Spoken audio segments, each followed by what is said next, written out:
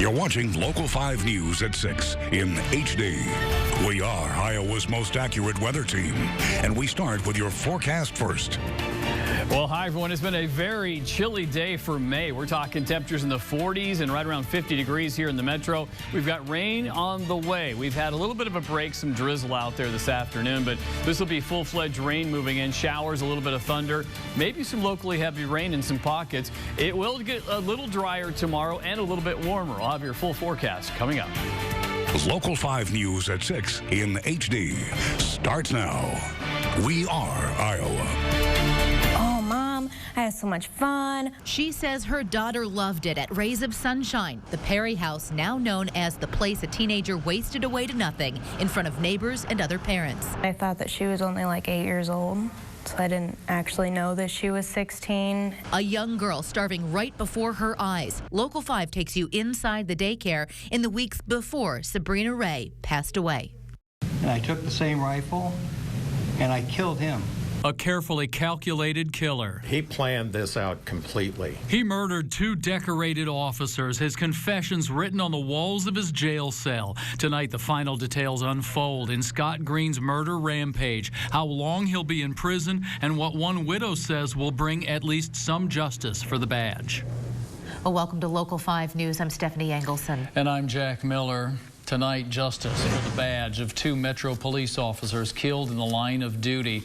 Their killer admits he is guilty in court.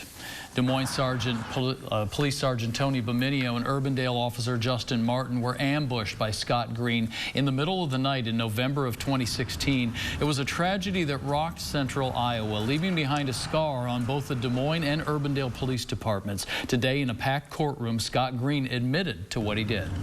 I took a rifle and I shot an Urbandale police officer at the corner of 70th and Aurora.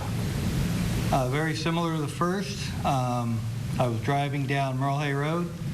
I turned right next to the officer and I took the same rifle and I killed him. Now, this plea deal has been in the works for weeks, but until he spoke the words in court today, no one knew if Scott Green was really going to plead guilty, and he did it against the advice of his defense attorneys. Surrounded by cops and the murdered men's families, Green explained what he did and did not apologize. But the Beminio and Martin families got a chance to talk directly back to Green. Local 5's coverage of this justice for the badge begins now. We spoke to a man who witnessed the ambush in Urbandale, but first we go downtown to the Des Moines Police Station. Local 5's Amanda Krenz has the emotional reaction from family and law enforcement following Scott Green's confession.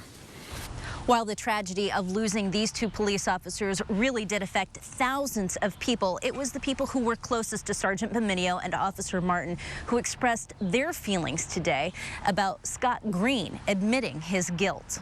In the courtroom, family members took the stand to make their statement to the man who killed their loved ones. We would like for you, Mr. Green, as well as the world, to understand the person that you took from us that day. Justin was there when you yourself called a burglary in. He didn't speak to you personally, but he was there to investigate. In a statement released from Sergeant Tony Beminio's widow, she said, "Tony was a husband adored by me. We had planned a long and happy life together. On November 2nd, 2016, all of that changed with no warning. He wasn't finished being the best he could be, and I wasn't ready for him to be gone from my life forever. Although our family feels broken, we know the actions by this individual will not define us. Memories of his extraordinary life will lift us and carry us and will inspire us in the time to come. A hero remembered never dies." Fellow law enforcement officers crowded into the courtroom to see justice served for Sergeant Beminio and Officer Justin Martin. Another step towards the healing process, whether or not that hole will ever be completely healed, you know, it's probably never going to happen in the time that I'm here, but we'll continue to move forward and honor and support Justin and those around him. I know I'm not satisfied. I know I'm still very angry. But, you know, my friend died, so. Both Urbandale and Des Moines police said Scott Green's guilty plea is the best outcome for this tragic situation. The only thing better would be if it never happened at all. It's often said when a police officer dies, it's not just the agency that suffers, it's the community, and that's the truth. If there are people in the community who are still wondering how they can help these families out, there is still a memorial fund open at the Des Moines Police Officers Credit Union. Reporting from the Des Moines Police Department, Amanda Krenz, Local 5 News. We are Iowa. Amanda, thanks. And let's go live now to Orko Manna in Urbandale, who just got done talking to neighbors. Well, Jack and Stephanie, I'm here at 70th and Aurora, which is where Officer Martin was tragically gunned down last November. Neighbors here say that it's been an emotional 6 months since the ambush, and I actually spoke to one man who saw it all happen through his back window. He says it was a terrifying night for him, especially because he heard the gunshots and saw Green's truck leave from this intersection. Now he's hoping that Green's guilty plea helps with the healing process. I still wake up at night hearing gunshots, and I look out the window, and that night replays over and over in my mind sometimes. There's a sense of relief today that he finally admitted to what he did. I'm very thankful that he did. He's going to jail for a long time, and so I guess that's the best that we can get at this time. As you saw in that video there, blue ribbons and signs supporting the police are still very visible in this area. You can actually see one of them there behind me. And neighbors here say that they are still doing everything they can to help the police heal. Reporting live in Urbandale, Orko Manna, Local 5 News. We are Iowa. Orko, thank you. And tonight at 10, we'll hear more of that witness's harrowing account of that night and how he's hoping the community can now move forward. And today we got a much better picture about how this unthinkable crime unfolded. Polk County Attorney John Sarcone says it started on October 14th. Scott Green was expelled from an Urbandale football game that night and got into a scuffle with officers. Then on November 1st, he was in court for accusations of elder abuse against his mother. A few hours later, their nightmare began. Midnight on November 2nd was the first clue that something terrible was about to happen. His daughter heard her father leave. She went down into his bedroom. She found that his gun case was open. There were guns weren't there.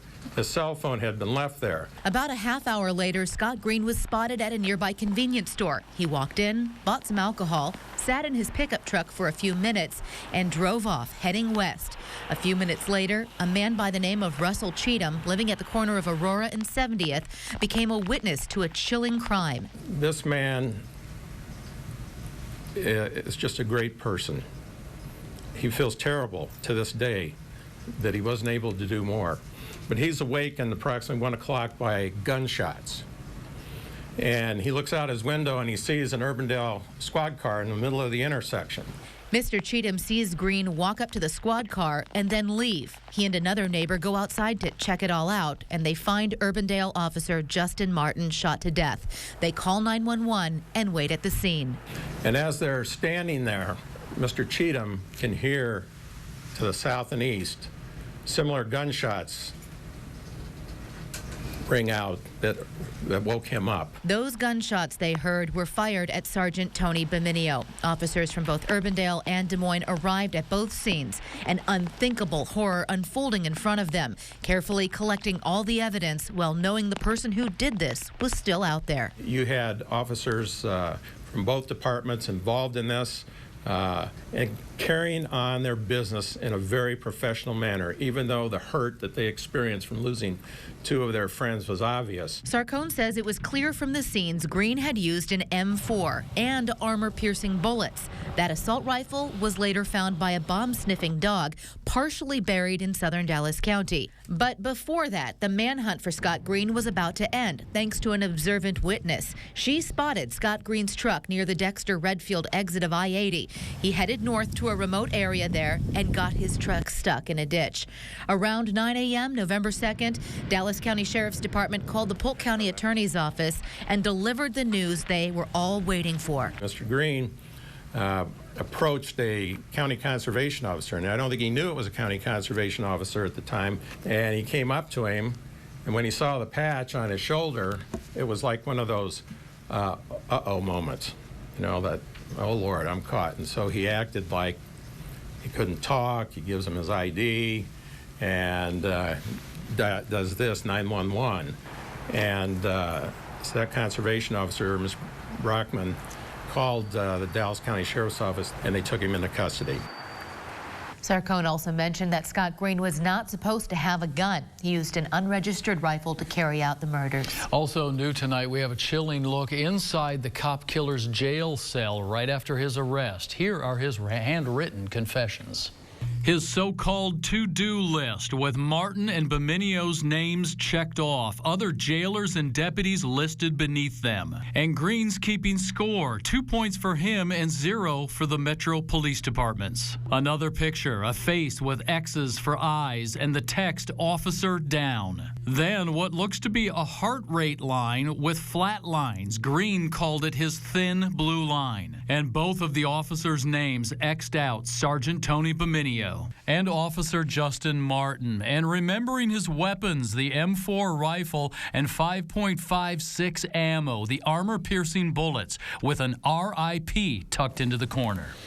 And those pictures there were taken shortly after Scott Green's arrest. Police describe it as a basic admission of guilt. So what is next for Scott Green? He'll be sent to state prison that is outside of Polk County. We don't know yet when he will be transferred. For all of our coverage on the Scott Green case, you can go to our website, weareiowa.com.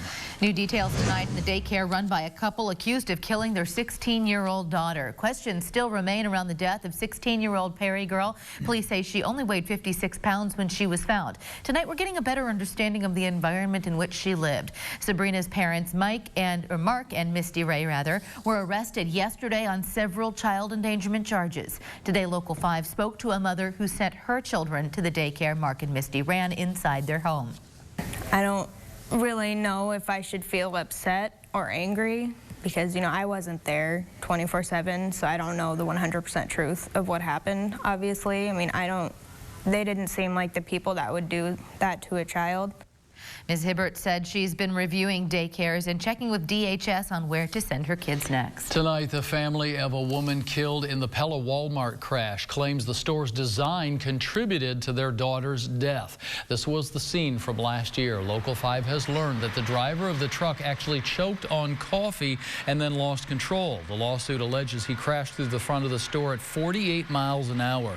Lindsay Reitveld's family has filed the lawsuit. She died after the truck hit her. She was pinned against a freezer. 2 other people also died, Carrie Zug and Ruth DeYoung. Local 5's Jacob Peklo is here now with the details of this lawsuit. Yeah, Jack, the key word legally is negligence. That's for the store, its architects, and the driver of that truck, Dennis Mockenhaupt. The lawsuit claims that there were substandard safety measures for the store. They also say, despite claims of a medical episode, Mockenhaupt is still at least partially responsible for the 3 deaths. Walmart sent us this statement, quote, "We have consultants and engineers who designed this parking lot in accordance with local laws and regulations," end quote. They also said they haven't seen this before and are looking over the paperwork now. Reitveld's family is seeking payout for funeral and burial costs, as well as the money that she could have made in her lifetime. Live in the studio, Jacob Peklo, Local 5 News. We are Iowa. Coming up on Local 5 News at 6, another day out in the Blue Oval, who came home with their first title and who added to their decorated collection. But next, this woman's been missing for more than a week. What her family believes happened to her.